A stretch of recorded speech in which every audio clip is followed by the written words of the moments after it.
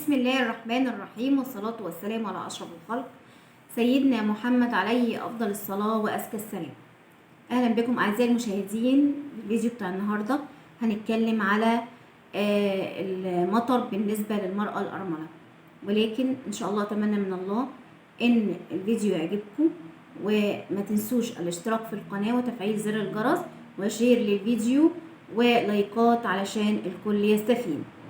المطر بالنسبة للمرأة الأرملة بيدل على الخير، بس لو كان شافته في منامها إن المطر نازل بطريقة مستحبة، وهي كمان كانت فرحانة وسعيدة مستبشرة في المنام، ده بيدل على إيه؟ بيدل على إن ربنا هنا بيبشرها بتحسين جميع أمورها. ولو بتعاني من كرب أو بتعاني من مشكلة معينة، ده بنزول المطر ليها في المنام تبشير ليها بأن الكرب ده هيتفك والمشاكل إن شاء الله هتتحل.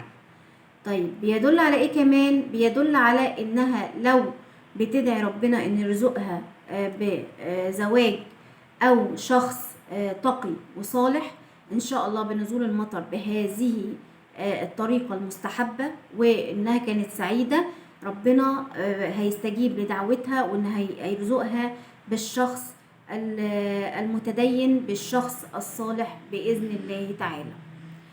بيدل على إيه كمان؟ بيدل على إنها لو مثلا بتدعي لحد من أبنائها إن ربنا يصلح حاله، أو ربنا يفك كرب أي حد من اللي حواليها، ده برضو بتدل نزول المطر بطريقة مستحبة إن دعوتها مستجابة سواء كانت ليها أو لغيرها.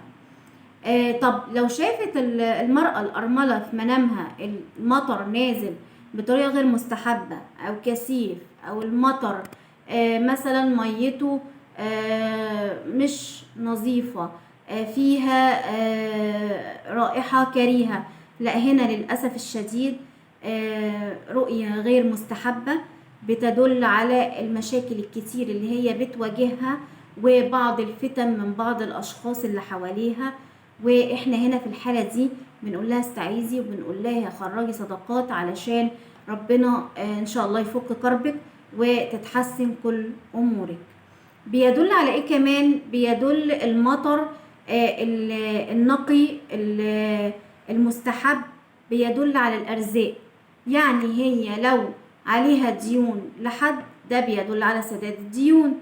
بيدل المطر المستحب وهي المرأة الأرملة مبسوطة في المنام، بيدل على ان لو ليها فلوس عند حد، او ليها مثلا ميراث، او ليها اي اموال بره، لا، او عند بعض الاشخاص يعني، لا هنا بنقول لها ان شاء الله الاموال دي هتسترديها والحق ده هيرجع لك.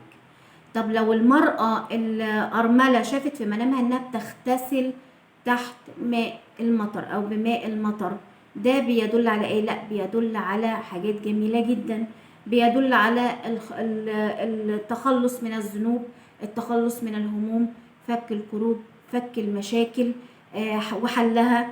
بيدل على تحسين الأحوال وتبديل الحال من حال لحال أفضل في حياتها، لقول الحق سبحانه وتعالى وأنزلنا من السماء ماء طهورا، يعني ده تطهير لذنوبها وتطهير لحياتها وتطهير لمشاكلها، وإنها تتخلص من كل حاجة هي بتعاني منها. وبكده الفيديو بتاعنا يكون خلص، وإن شاء الله أشوفكم في فيديو آخر. وما تنسوش الاشتراك في القناة وتفعيل زر الجرس وشير للفيديو ولايكات علشان الكل يستفيد من هذا العلم النفيس. واشوفكم في لقاء آخر، والسلام عليكم ورحمة الله وبركاته.